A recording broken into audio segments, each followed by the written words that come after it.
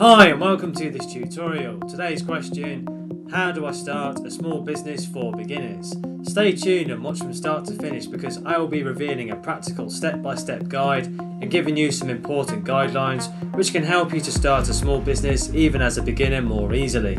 And just very quickly, please make sure you hit that subscribe button if you're new to my channel and give the video a like because that really does motivate me to make more content for you. Thank you very much. Let's dive right in. Here is step number 1. Know yourself as an entrepreneur before you start.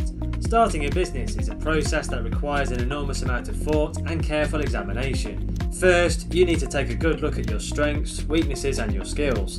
This will allow you to start thinking about what you can do and what you cannot do. It is important to start here even if you already have the world's best business idea, because you might not have the skills or the personality traits to enable you to make it into a successful business. You want to come up with business ideas where you are naturally best suited to be successful. For example, a person with a decent level of programming skills is well adapted to starting a web development agency. A person that has a short attention span might not want to consider accountancy related businesses, and a person that doesn't enjoy speaking to new people wouldn't consider a heavily client-facing business. These are just 3 general examples, but it gives you an idea of the thought process. The crucial point is to understand yourself and your team, and if you are well suited to any business idea, areas or business or specific types of businesses. It allows you to start coming up with ideas and narrowing down what businesses you could potentially start. Discover your motivation for starting a business. Now, before you start a business, you should be absolutely clear about why you are doing it. That may sound obvious, but there are actually many reasons why someone should choose to turn their back on the security of a job and a career for the uncertainty of starting a business.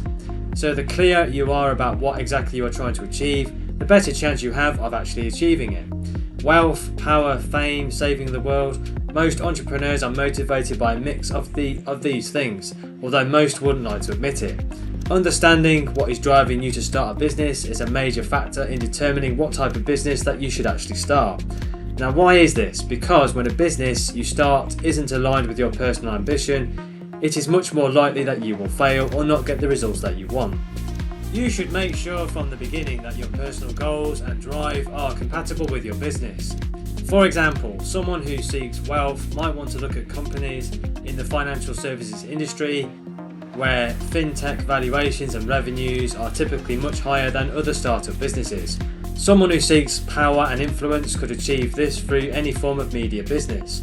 Someone who seeks out fame might be best suited to an entertainment related business, and someone who wants to save the world might start a business tackling climate change through renewable energy. It is important to understand why you are starting a business so you can focus on business ideas that will help you to get you to where you want to go. Make sure it's a good reason to start. In reality, you are unlikely to have just one reason for starting a business. It is likely to be a combination of several of these. So be aware that the aims may conflict with each other. Creating a long-term family business to pass down the generations, for example, may be well incompatible with making a serious fortune because you may find you need to sell the business in order to realise its full worth. While it is possible to create a successful business solely to make a lot of money, in reality it will be hard work even if there isn't at least one other factor activating as a motivator. This is because it can take many years between starting a business and receiving any money from it, if ever, and along the way the hard work required is immense and the possibility of failure is very real.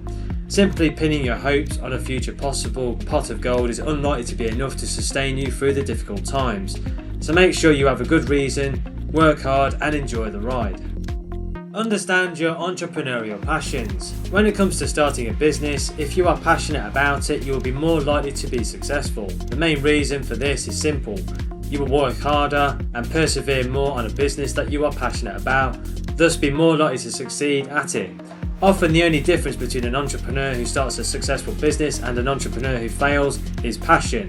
Logic dictates that if you want a successful business, then you should begin in an area that you already have a passion for. To start figuring out what businesses or areas of business you are or could be passionate about, I suggest to start by thinking about the areas, activities and things you are passionate about, that is, that interest you and you have a strong opinions on.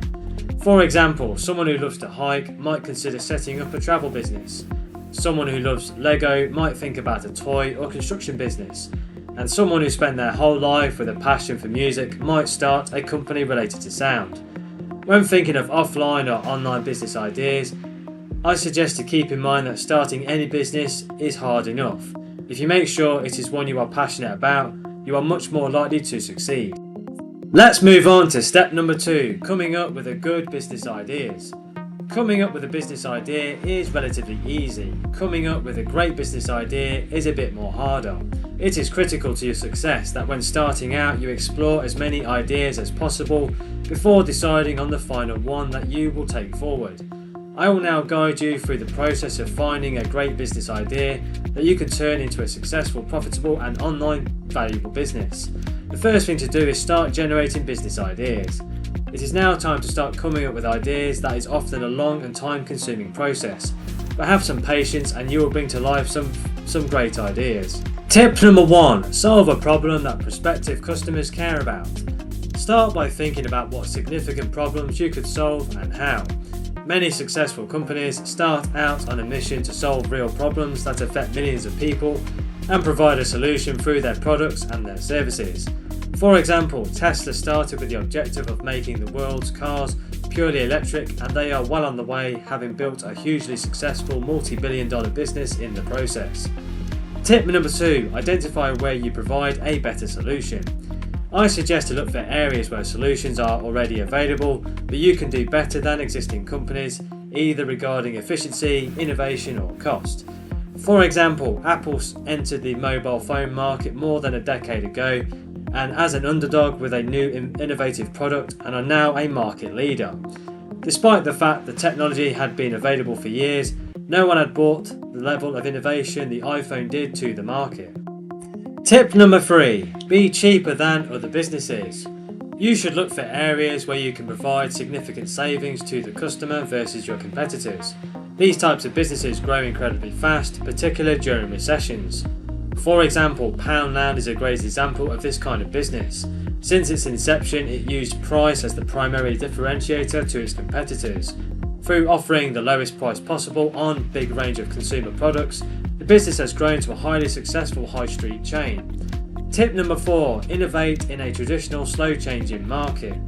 Is there a field of business or industry that hasn't seen much innovation in the past 10 to 100 years? This is often the case in non-tech industries that are slow to push forward change while the status quo remains profitable. Now, these industries often have tremendous opportunities to disrupt them with new technologies, innovations, systems and methods. For example, only recently has the taxi industry rapidly changed with the introduction of Uber, innovating how we find and hire taxis. Tip number 5, build a business for a future need or market. Try to think into the future. What will the world be like in 5 or 10 years? Thinking about how the future will allow you to think about new markets and niches that may open due to innovations and new technologies.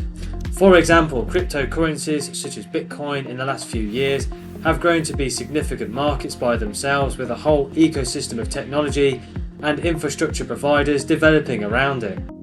Tip number 6, copy other businesses and be better. It is unlikely, unless you are on the forefront of technology, that your business ideas are unique. Plenty of the world's biggest companies were not revolutionary, yet they came into markets with developed players and just outperformed everyone else.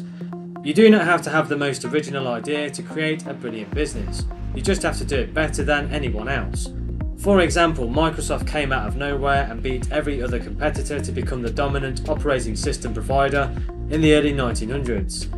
Tip number 7, turn your hobby into a business.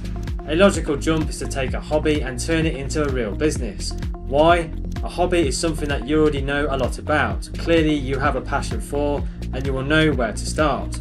For example, it is logical to go from collecting models to selling models.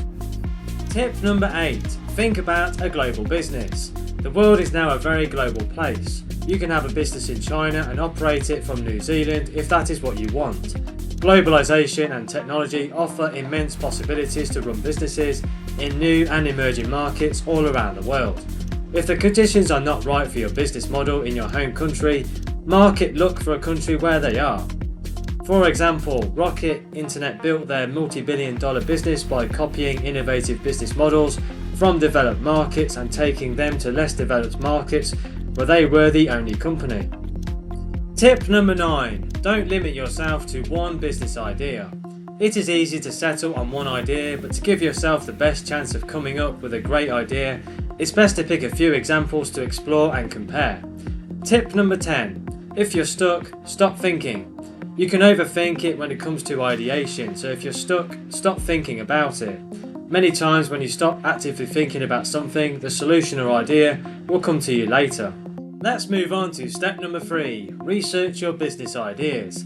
This stage is all about researching your business idea as much as possible to decide if your idea or ideas could turn into a great business. Tip number 1, define and analyse your target market. Is there a market for your business, product or service, and is it big enough to support your goals? You should also consider the competitive landscape and know who your main competitors are. I suggest you analyse what their and your weaknesses and strengths are, as well as your market opportunities and threats.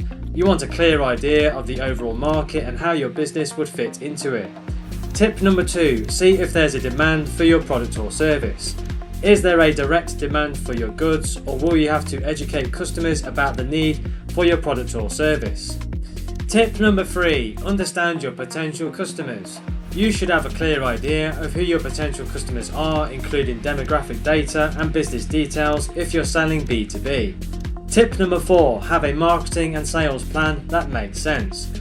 Having a good understanding of how you would reach your potential clients and grow your market share is critical to success. Specifically, understanding what marketing and sales activities and channels will you need to pursue and how. Tip number 5, make sure your business model will work. Can your business model work given the current market and potential customers? This is often an overlooked point, but many startups fail because their business model does not operate. Tip number 6, find funding for your business. Is it going to cost a significant amount to set up your business? This is a key factor on whether your business could work, as it depends on your resources and your ability to raise finance, if needed, i.e. small business grants, business angels, venture capital, invoice finance or bank business loans. Here is step number 4, test your business premise. Once you have a few thoroughly researched business ideas, it's time to test quickly and validate if the premise of your proposed business works in the real world. Many entrepreneurs who skip this stage end up wasting much time chasing ventures that would never work. So now that we have established if it's a good move to test your ideas and research, I'm now going to tell you about some of the different routes to market for testing different ideas. Tip number 1, be precise when measuring performance. When testing a proposed business, you can assess the performance of any venture in different ways. So it's important to initially work out what you want to measure to gauge success or failure. Here are some suggested measures to get you started. How much revenue could you generate? How many products can you sell? How much customer interest can you generate? And how much press notoriety can you generate? Tip number 2, different testing methods. You should find and deploy the fastest, cheapest and most robust way possible of testing your business premises. How you choose to do this largely depends on your business idea. Tip number 3, create a landing page and carry out email marketing. If you have a service or specific solution-based business and your primary sales channels will be online, this is often the quickest way to test. You can set up a quick one-page website. For non-technical people, Wix is a good solution. Make it seem and feel professional. You can get a $5 logo brand off Fiverr.com. List your services and your solutions. Add a contact email and find the emails of ideal potential buyers and contact them about your service. Then manage communications and see if anyone is interested. If not, ask why and be persistent. Tip number 4, build an online store and buy adverts. If your idea involves selling products online, you can create a quick online store with WordPress, Shopify or BigCommerce, which are good options. You can add a brand and make everything look professional. Add mocked up graphics of your products, add contact details and sort an email, and spend about $25 I suggest on Facebook ads and see how many clicks, sales and how much revenue you can drive. Tip number 5. Set up a market stall and sell. If you're starting a product-based business and your primary sales method will be face-to-face, a cost-effective way to test your business is to build initial versions of your product and book a table at your local market or festival. You can gauge via sales and customer feedback if the premise is a success and gain valuable feedback as to how you could pivot the premise to success if it fails. Innocent Smoothies started by testing their products at a festival before becoming a business, and later being acquired by Coke for hundreds of millions. Tip number 6. Sell over the phone. Telesales. One of the best ways to gain meaningful qualitative feedback is to find the ideal buyer of your product on LinkedIn, for example. You can track down their phone number and call or pitch as much as possible to gather as much feedback and as many pre-orders as you can. Thank you for watching, and don't forget to tell me in the comments section below the video which step or tip from this video you are going to use first. I'd be interested to hear from you. Are you looking for a way to create a second income online? Well, I've got something special for you. Click the link below to join our exclusive webinar on creating a second income online. This isn't just a video, it's your ticket to a game-changing opportunity. Don't miss out. Make sure you check out that link and go through to my website, and I will see you at the webinar. I hope you found this video useful. Please share it with your friends, like it, and tell people about it. Please make sure you hit that subscribe button and please like the video. Just click the subscribe button below the video. If you have any questions, leave a comment under the video below and I will follow up with you. Thank you for watching.